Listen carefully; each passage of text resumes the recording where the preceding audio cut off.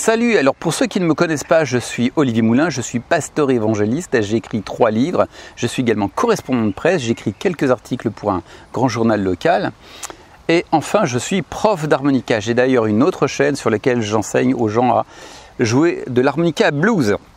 Et je voudrais te poser aujourd'hui cette question, est-ce que tu en veux vraiment? Et trop souvent nous jouons notre vie à pile ou face. Pile, ça marche, c'est comme une voix du ciel qui me dit que je dois continuer dans cette direction. Face, ça ne marche pas, c'est comme une voix du ciel qui me dit que je ne dois pas insister. Mes amis, nous ne jouons pas notre vie à pile ou face. Nous ne pouvons non plus réinterpréter les événements de notre vie un petit peu comme cette voyante qui lit dans le marc de café. Cette voyante qui va lire, qui va voir une forme de bébé, elle va dire ça y est, ça veut dire que tu vas tomber enceinte. Ou alors voit une pièce de monnaie, oh ça veut dire que tu dois créer un business.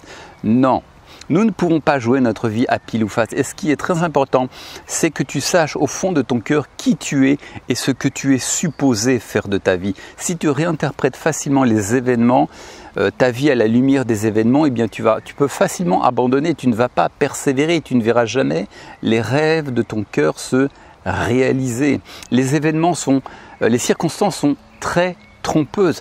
Il y a quelques années, j'ai retrouvé une sœur que je n'avais pas vue depuis très longtemps et celle-ci m'a dit, tu sais Olivier, j'avais des grands rêves pour ma vie, alors j'ai postulé auprès d'une entreprise pour un poste spécifique et finalement ça n'a pas marché. Aujourd'hui je me retrouve à vendre des chaussures chez Kiabi. Puis elle a dit en définitive si ça n'a pas marché, c'est que Dieu n'a pas permis que ça marche et c'est que c'était pas dans sa volonté. Non, c'est une grave erreur. C'est pas parce qu'une chose ne marche pas que tu ne dois pas persévérer.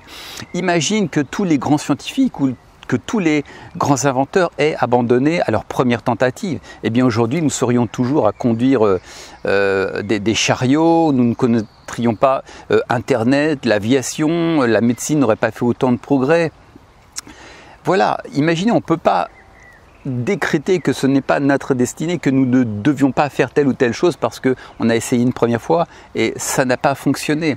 C'est très important que tu saches qui tu es. Et lorsque tu sais qui tu es, eh bien que ça marche ou pas, tu fonces. Et je suis convaincu que les portes vont finir par s'ouvrir. Et ce genre de situation existe précisément pour t'amener à te poser cette question. Est-ce que tu désires vraiment cette chose? Ces circonstances où les choses ne marchent pas, elles sont comme des tests, elles sont comme des situations pour t'interpeller et t'amener à te poser à toi-même cette question. Est-ce que tu désires vraiment cette chose à laquelle tu aspires tant? Et si tu n'es pas prêt à insister, eh bien c'est que tu n'es pas digne de cette chose. C'est dur, mais c'est la vérité. Tu n'es pas digne de voir cette chose. Et je sais qu'il y a des hommes qui sont tellement amoureux d'une femme, qui désirent tellement les épouser, et bien même si cette femme résiste, ne cède pas, et bien ces hommes sont prêts à insister jusqu'à ce que cette femme ait cédé. Et il y a quelques années, donc j'avais entendu cette histoire, il y avait un pasteur qui avait reçu l'instruction suivante de la part du Seigneur de ne pas se marier avant ses 28 ans. Mais une fois passé l'âge, il a commencé à s'intéresser à une jeune femme qui fréquentait son église depuis peu et il a fini par lui déclarer sa flamme.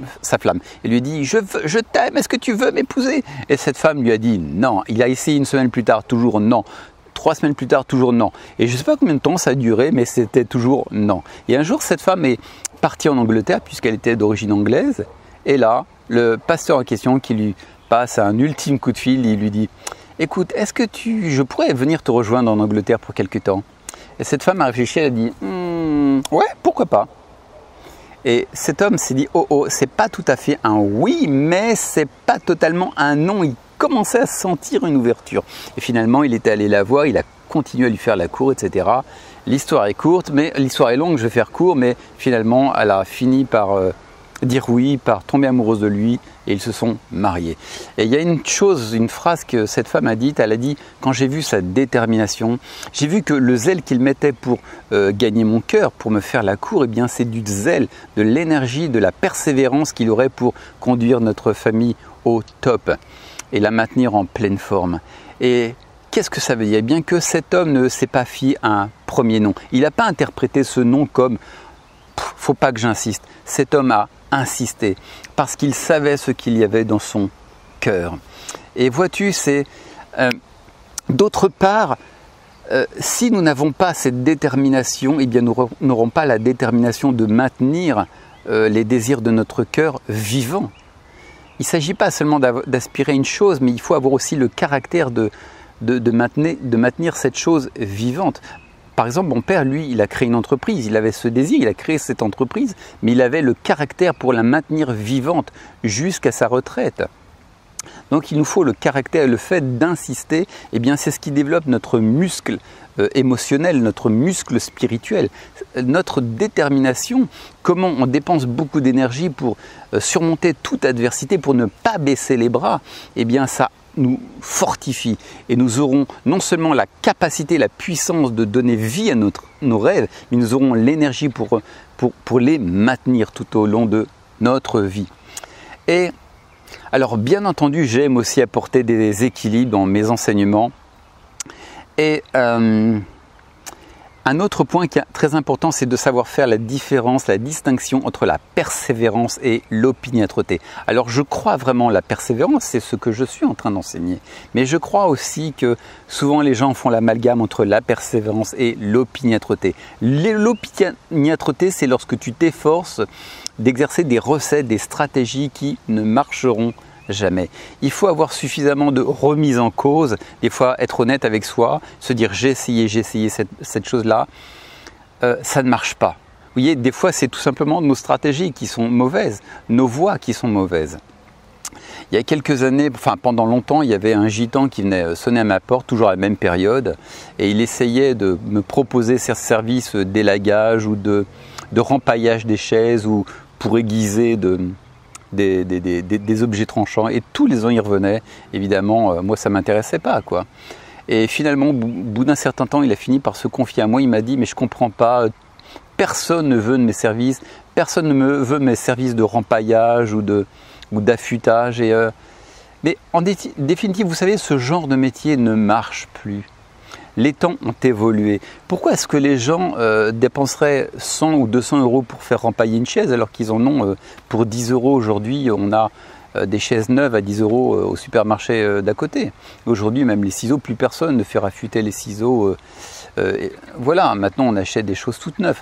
Donc des fois, vous savez, il y a des choses qui sont mortes. Ce n'est pas le fait d'insister 10, 20, 30 années de plus qui vont faire qu'elles vont marcher. Il faut avoir cette humilité de reconnaître lorsque, vous savez, lorsqu'une chose, nos stratégies ne sont pas bonnes, il ne faut pas insister. Il faut avoir suffisamment d'honnêteté intellectuelle et de remise en cause. Et vous savez, il y a des gens qui persévèrent, pensant que avec le temps, leurs mauvaises recettes finiront par porter leurs fruits. Non, quand une recette est mauvaise, elle est mauvaise. Voilà. Enfin, un autre point aussi, c'est la souffrance. Et s'il y a une chose que je te souhaite, mon frère, ma soeur, c'est pas que tu te sentes bien, mais c'est que tu te sentes encore plus mal. Je souhaite de te voir souffrir encore plus. Et qu'est-ce que je veux dire par là?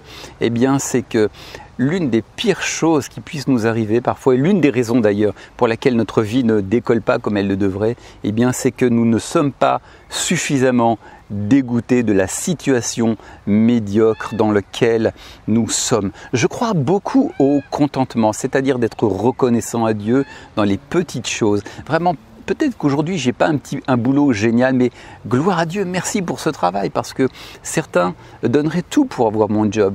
Peut-être que je n'ai pas beaucoup d'argent, mais même si j'ai que 10 euros, merci Seigneur pour ces 10 euros. C'est très important d'être reconnaissant à Dieu dans les petites choses. Je suis entièrement d'accord, je prêche cela, mais en même temps, sur du long terme, nous ne sommes pas supposés toujours rester au même niveau. Notre situation doit évoluer. Et aujourd'hui, peut-être que vous savez, il y a des gens qui vivent dans un boulot pour lequel ils ne sont pas faits, dans lequel ils ne sont pas heureux, mais ils sont tombés dans la fatalité et ils sont toujours dans cette situation inconfortable, dans un job qu'ils n'aiment pas. Et je crois qu'ils ne souffrent pas suffisamment dans leur situation, ils ne souffrent pas au point de vouloir passer à quelque chose de mieux. Et peut-être qu'aujourd'hui tu fais un boulot, mais tu n'es pas suffisamment révolté, tu n'es pas suffisamment en colère. Vous savez, des fois il y a aussi des bonnes colères. Et des fois, il faut être rebelle. J'en ai marre de cette maladie, j'en ai marre de cet état, j'en ai marre que ma femme et moi, on se chamaille tout le temps, j'en ai marre de ce job. Je sais que je vaux plus, que je vaux mieux. Et voyez-vous, c'est bien d'avoir des saintes colères. Et la Bible nous parle notamment de deux femmes. Qui était l'épouse d'un homme qui s'appelait Alcani ou Elcani. Et à l'époque, donc, le polygamisme était toléré. Donc il y avait un homme qui avait deux femmes. L'une, Pénina, était très féconde, elle donnait beaucoup d'enfants. Et Anne, elle, était stérile. Et Anne souffrait beaucoup de sa stérilité. Et Pénina, sa rivale, était une femme vraiment méchante. Elle la narguait tout le temps, elle se moquait d'elle parce qu'elle ne pouvait pas avoir d'enfants. Alors lisez maintenant ce que la Bible dit. Il y avait dans la montagne d'Éphraïm un nom du nom d'Elkana. Cet Éphraïmite avait deux femmes, dont l'une s'appelait Anne et l'autre Pénina. Pénina avait deux enfants, mais Anne n'en avait point. La rivale d'Anne, Pénina, l'exaspérait au plus haut point pour provoquer ses murmures contre l'Éternel qui l'avait rendue stérile. Son mari la traitait avec égard, mais Pénina continuait à la tourmenter. Et Anne pleurait beaucoup et ne mangeait pas. Dans l'amertume de son âme, elle implora alors l'Éternel en répandant beaucoup de larmes. Elkana connut Anne, sa femme, et l'Éternel se souvint d'elle. Quand le temps fut venu, Anne conçut et enfanta un fils qu'elle appela Samuel. Car, dit-elle, je l'ai demandé à l'Éternel. Et cet épisode de la Bible nous dit que Dieu a utilisé la méchanceté d'une femme pour pousser Anne à bout. Dieu a utilisé cette femme méchante parce que Anne désirait au fond d'elle avoir des enfants, mais elle n'était pas suffisamment révoltée contre cette situation de stérilité. Et Dieu a utilisé Pénina pour la pousser à bout au point où sa souffrance intérieure fut telle qu'elle en eut marre. Il y a un moment où Anne s'est dit « Je souffre, j'en ai marre de cette condition, cette fois-ci, je veux mon enfant ». Et elle s'est tournée vers l'Éternel. Elle a prié le Seigneur pour qu'il la rende féconde et c'est exactement ce qui s'est passé. Eh bien, Dieu va aussi utiliser tes ennemis. Il ne s'agit pas nécessairement d'ennemis physiques, mais ça peut être des situations désagréables, inconfortables, irritantes. Il va utiliser tes ennemis pour te pousser à bout et enfin t'amener à prier et à demander au Seigneur quelque chose de mieux pour ta vie. Voilà, donc si tu souffres, peut-être que tu ne souffres pas assez, eh bien moi je te souhaite de souffrir parce qu'au moins tu vas enfin sortir de ta zone de confort. Et il y a quelque chose aussi qui est très important à comprendre au sujet de l'être humain, c'est son manque de volonté d'être libre. Il y a quelque chose que j'ai remarqué, c'est que l'homme désire la liberté, mais son pouvoir à se soumettre à des gourous, à des dictateurs, à des situations inconfortables est supérieur à sa volonté d'être libre. Par exemple, tu sais qu'en Corée du Nord, qui est une dictature refermée sur elle-même, eh bien, il y a beaucoup plus de possibilités de s'en échapper qu'il n'y paraît. Je ne dis pas que c'est facile, mais pour quelqu'un qui est vraiment déterminé, c'est tout à fait possible. Même d'un point de vue technique, il y a peut-être un soldat pour 500 000 hommes. On pourrait très bien vaincre cette dictature en une seule journée parce que c'est impossible qu'un seul garde-frontière, qu'un seul soldat puisse abattre 500 000 personnes. Si tout le monde s'y mettait, alors mon exemple n'est peut-être pas terrible, tu vois, mais c'est plutôt pour expliquer une vérité, tu vois, mais 500 000 personnes pourraient très bien... Un homme ne peut contenir 500 000 personnes. Il y a infiniment plus de gens en Corée du Sud qu'il n'y a de soldats pour les contenir. D'autre part, les frontières ne sont pas si poreuses que ça. Il y a des chaînes montagneuses, il y a la mer, il y a toutes sortes de moyens. Les gens peuvent se sauver. Il y a beaucoup de Nord-Coréens qui parviennent à fuir cette dictature. Seulement, ce qui se passe, c'est que l'immense majorité des gens aspirent à la liberté, mais pas à ce point où ils sont payés, où ils ne sont pas prêts à payer le prix un peu plus fort. Et c'est pas fort, ils vont pas d'ailleurs nécessairement mettre leur vie en jeu, mais s'ils s'en donnent les moyens, je pense que si l'homme s'en donne les moyens, il peut vraiment s'affranchir. Mais sa capacité à se soumettre aux situations difficiles est supérieure à sa volonté de s'en sortir. Et c'est quelque chose qui se vérifie dans tous les domaines, même les chrétiens. Est-ce que ta volonté à te sortir de ta situation est suffisamment forte? Oui, peut-être que tu aspires à la vérité, mais est-ce que ton aspiration à la liberté est vraiment supérieure aux moyens que tu puisses t'en donner? Est-ce qu'elle est vraiment si forte, cette volonté? Et là, c'est ma question, est-ce que tu en veux vraiment? Et sache que si tu t'en donnes les moyens, ça va te coûter aussi des efforts humains, mais de toute manière, le Seigneur va t'assister parce qu'il voit la foi qui se trouve dans ton cœur. Voilà. Notamment, il y a un verset qui dit « Fais de l'Éternel tes délices et il te donnera ce que ton cœur désire. » Bref, en tout cas, peut-être qu'aujourd'hui, tu ne connais pas Christ. Alors, le premier point pour gagner en liberté, c'est déjà de connaître Jésus-Christ.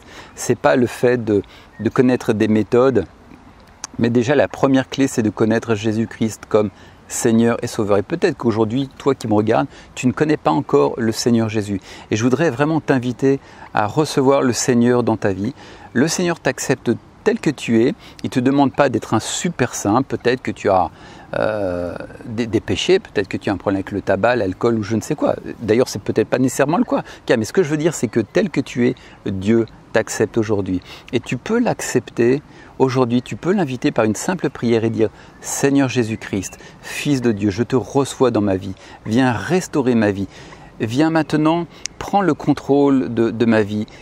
Viens diriger, viens conduire maintenant les situations de ma vie. Je veux te connaître personnellement. Je veux expérimenter ton amour. Je veux expérimenter ta puissance. Je veux expérimenter ta paix et ta joie. Viens dans ma vie, Seigneur Jésus-Christ. » Et je veux aussi prier pour les situations de ta vie. Peut-être que tu passes par des situations difficiles, des périodes peut-être de la maladie, un problème financier, des problèmes émotionnels, des problèmes dans ta famille, des problèmes avec tes enfants. Eh bien, sache que ta situation n'est pas trop grande pour Dieu.